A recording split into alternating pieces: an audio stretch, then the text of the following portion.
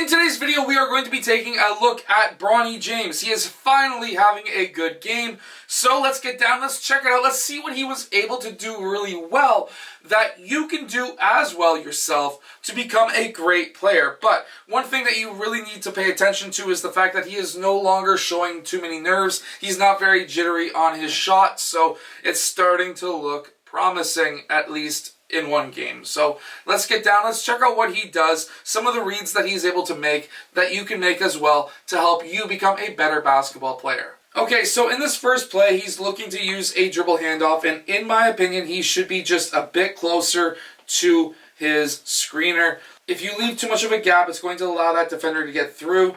However, he's totally fine. He's able to use that screen, slightly moving, but his man goes over top of that screen, which means that he needs to curl in. Anytime that your man goes over top of a screen, you need to curl in as fast as possible. If you go out wide, he's going to be able to follow you, and you ain't going anywhere. You're not going to be able to do anything, and the screen was then blowing up.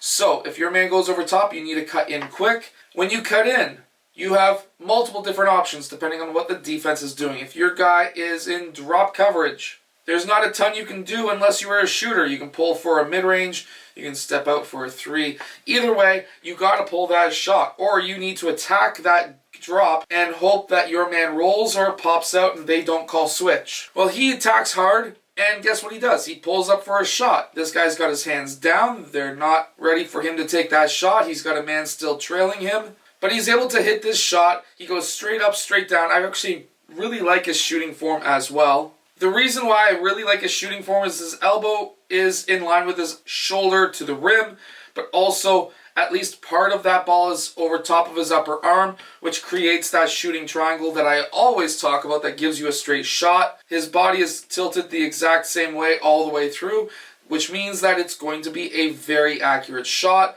and yes, we just seen he made it. I also kind of like his footwork. He goes right, left, right into his shot. Yes, he's sitting down quite far, mainly because he's got a lot of momentum, so he needs to get his butt down low to be able to stop that forwards momentum.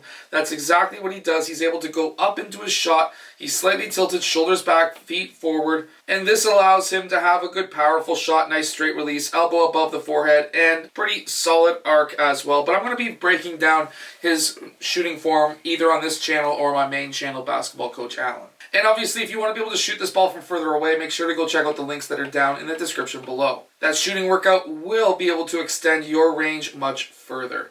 Now, sometimes when you start moving off ball, the basketball gods bless you. And what I mean by that is he's moving off ball, he's coming over towards this wing, he notices that there is a wide open lane and there is nobody guarding him. He attacks that open lane. This ball gets hit by the defender. It was originally aiming for this baseline cutter. Ball gets tipped to Bronny James, and because the basketball gods love it when you move off ball, he gets himself an easy basket. If this was to teach any little kid or younger player to play basketball, moving off ball, cutting when you've got an open lane and there's nobody guarding you is a fantastic way to score. Now, in my opinion, this is just a couple of too many dribbles. He takes, in my opinion, way too many dribbles in one spot. Watch the defense and how they set up by him taking way too many dribbles. Right now, you have one man in help defense. This guy is too close here. This guy is too close here. And of course, there's a screen happening over here. He takes one dribble, two dribbles, and then three dribbles. And look, this guy has separated a little bit from his man. This guy has separated a little bit from his man. This guy is front facing. And now this guy is forcing middle. Personally, I would rather him over-force this side. But either way, Bronny James is then able to get to that rim, very few dribbles to get to that rim, and then he's able to hit a lucky circus shot off the top of that backboard. And yes, that goes in. Is that shot going to be able to happen at the NBA level?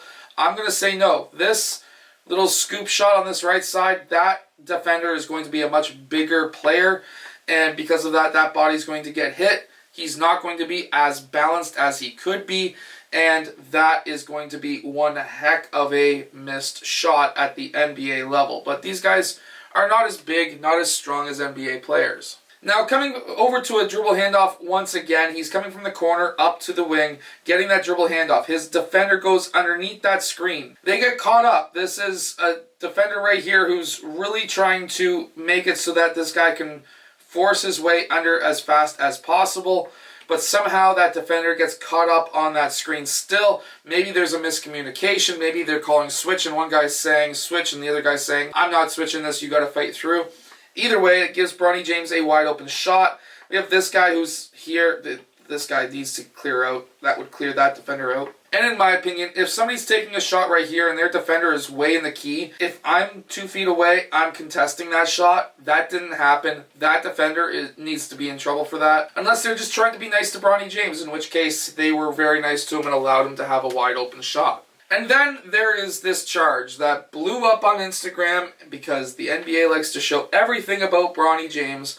And maybe it's because it gets views, who knows. But either way, when he takes this charge right here, what is wrong with this play right here? Well, first off, his feet are here, which means that his cylinder is there. His upper body is outside of his cylinder. Yes, he falls. Yes, the offensive player was moving into him, but Bronny James was outside of his cylinder. The NBA is very similar to FIBA, where they run by cylinders, which means that that should have been a foul on Bronny James, but instead they tacked that foul onto that offensive player. And to back up my thesis even more, watch this foot. While it's moving, he gets hit. This isn't offensive, not an offensive foul.